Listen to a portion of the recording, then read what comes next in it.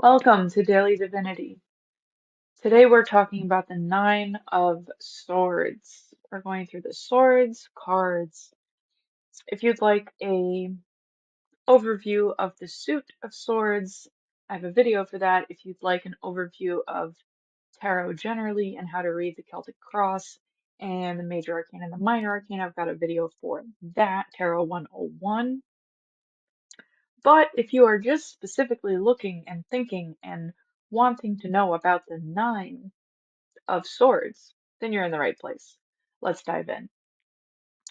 I will give a brief agenda on how this video will be structured.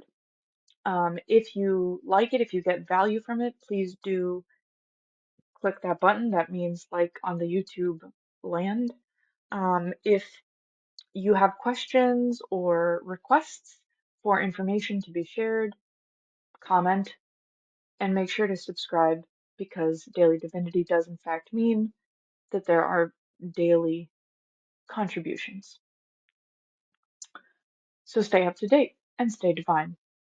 Okay, Nine of Swords. The agenda for this video will be that first I will describe three words to envelop. Envelop? Is that a word? To encapsulate this card. The three words will be kind of overall, very general, but applicable descriptions for this card. Then I will go through the visual, what this card looks like, and the imagery that it includes. Then I will lay out the meaning. As you can see, I also make sure to include different decks. I have the Halloween deck as well as the fairy deck. All the way to the left is the Nine of Winter, and then in the middle there is the Nine of Bats. In this case, winter is swords, bats are swords, swords, swords, swords. These are just different interpretations of that card. And at the end, I will include questions to help you extrapolate what you need to think about when this Nine of Swords comes up for you. Okay, three words. The three words for the Nine of Swords. I'm tempted to just say anxiety three times. Anxiety, anxiety, anxiety. Because all of the words are kind of like anxiety related that I'm thinking about. Anxiety, worry, fear, nightmare, despair. Um, I know I just said a lot of words. They all feel like this very anxiety related to me. Um, the only word that I can think of that's not related but is still applicable, uncertain, not knowing. The Nine of Swords has an element of like the reason that her head is in her hands is because there's something that she's not seeing and that she doesn't realize if she were to just look up, get out of bed, put her feet on the ground, make a move, bust a groove, whatever, she wouldn't feel like this anymore. The Nine of Swords is a place of anxiety that isn't, not that it's not valid, not that it doesn't have a reason for existing,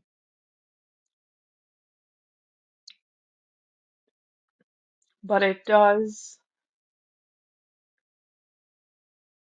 point to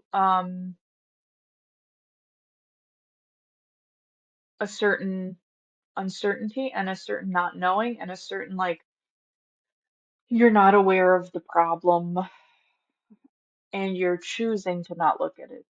Um, okay, let's talk about the visual. I'm gonna talk about the overall collective kind of background environment and then talk about the figure that is front and center. The card has a dark background and is clearly indoors. We know this because there are no stars in the dark sky. This is a probably bedroom because there is a bed, and the bed has probably a wooden frame by the looks of the color and the engraving, and it's covered with a quilt that has a repeated pattern of roses inside squares. The roses are red, the squares are blue and yellow, which is interesting, and we'll talk about that. Sitting upright in the bed is a figure draped in a white nightgown. Um, and like I said before, her face is in her hands. So she's like, like covering her face in her hands. In a body language is like sad and concerned. She's kind of hunched over, and she's leaning forward. She's got, does she have long hair? No, she does. In some of the cards, in the Nine of Bats, she's got long blonde hair. In the Nine of Swords in the Rider Waite deck, which is the classic deck that's right here, um, which is the card that I'm speaking about right now, I don't think she has long hair, but maybe that's neither here nor there. Long hair, neither here nor there. Okay. Behind her are, and this is where it gets like to this Nine of Swords aspect of it. Behind her, behind the bed, behind the figure, are nine swords, and they are arranged one on top of the other horizontally, as if they are kind of planted on the wall. They are evenly spaced, and they are kind of perfectly aligned to be parallel. They are all pointing to the right, I believe, and each sword has a metallic silver blade, very blue, icy blue color to it. And they're all leaving the frame.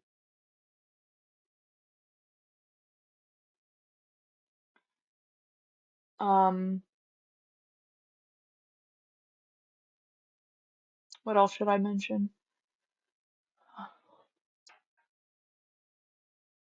I guess the bed frame is worth mentioning that there's a engraving on it. Looks like flowers, perhaps. Um,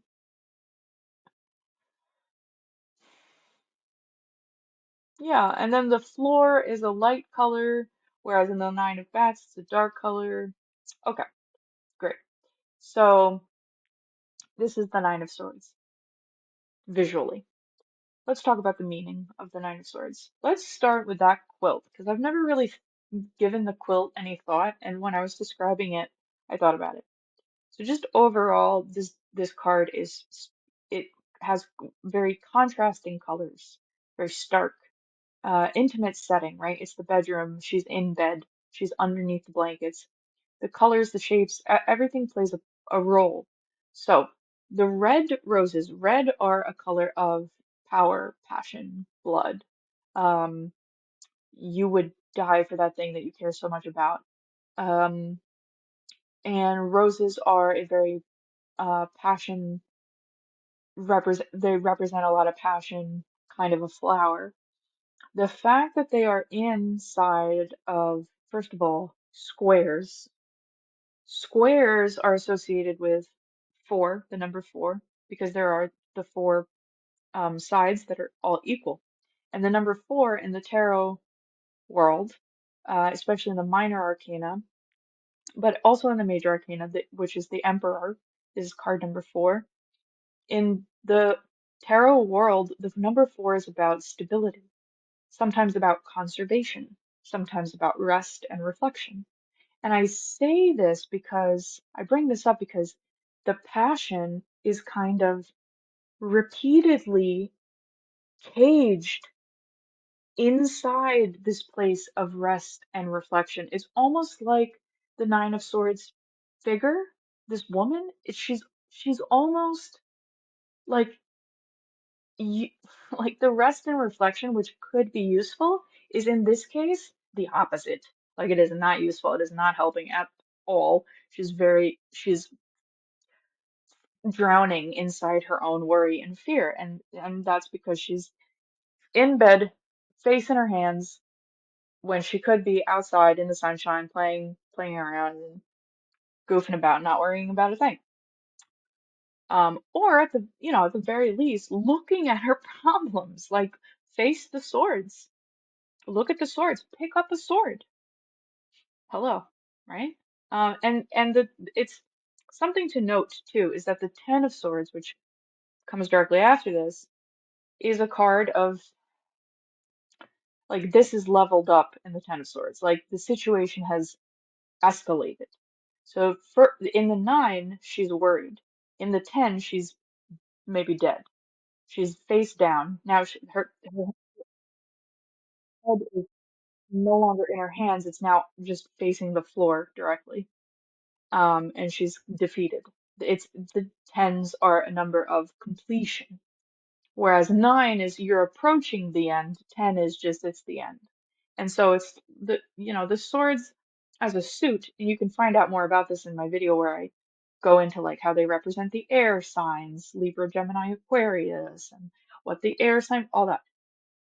The swords are a suit about your intellect, your head, your mindset, your beliefs, what goes on up here, right? In the air. And so she's really hurt. She is overthinking, for one thing. And so these roses, going back to the roses in the square, are interesting. It's like she's got this passion, but it's being used for the wrong thing. And it's being caged inside something that is normally, I think. I mean, Daily Divinity 444 is my email address for a reason. 444 is an angel number I've been seeing a lot in the beginning of when I made this channel. And so 444, four is generally saving things, managing things, being stable, being sustainable. What a beautiful number. I mean, yeah, a little boring. Sometimes you need a little boring in your life. Like, but the Nine of Swords, I don't, and I've been there. Like, I've been there. But so the meaning of that quilt in particular is really fascinating to me. Wait, I'm not done with the quilt. The blue and the yellow. So the roses passion surrounded by blue and yellow squares. Interesting, partially because the blue is a color of clarity, right? If you see blue in the sky, especially clarity, clarity. No, it's a bluebird day, not a cloud in the sky. I can see straight through transparent blue, clarity. Now, the yellow is enlightenment. The yellow is optimism. The yellow is joy and confidence. Now, what do these things have anything to do with the, I think what it's saying perhaps is that, again, the rose is, it's kind of being like misused or misconstrued, misunderstood. The blanket represents comfort, but also comfort misused, comfort aligned with what is helpful, with what is wellness for this figure in this Nine of Swords card. Um,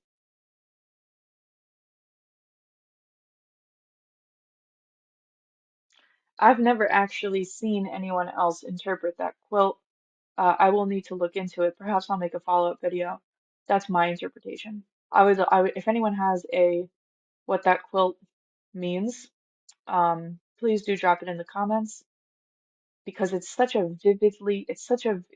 contrasts the rest of the card. It's colorful and bright in a way that the rest of the card is not. And so my theory is it's like you could be feeling the brightness of the quilt. You could be picking up one of the swords. You could be getting out of the bed. You could be, there's so many other options besides just sitting there and worrying about crap. Like, yeah, so please comment if you've got another interpretation or if you've heard another interpretation, or if you have a follow-up question. Okay, so that's the meaning. I already pointed out the different interpretations of the different decks, the fairy and the Halloween deck. And finally, I will name some questions that you can ask when this card comes up.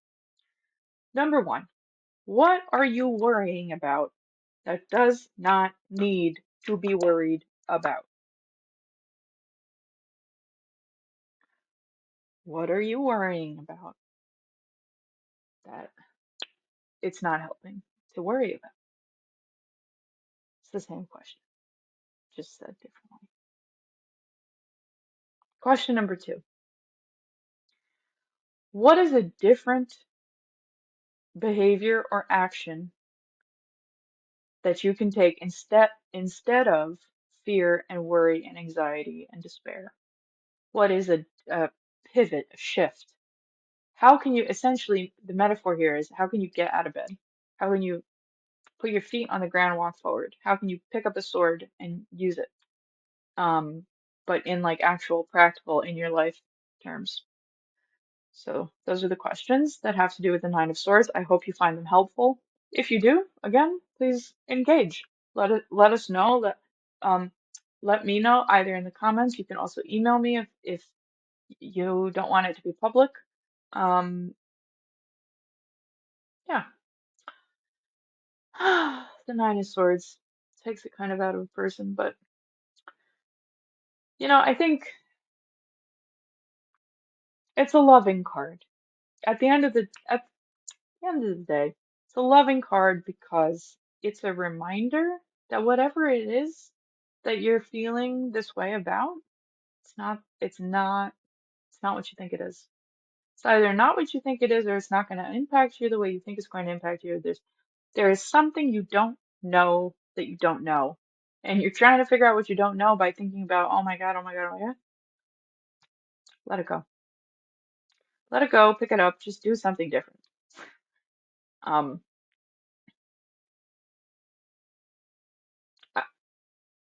the message for me from this card is like, you're overthinking. Stop. Stop. Okay. Stay divine.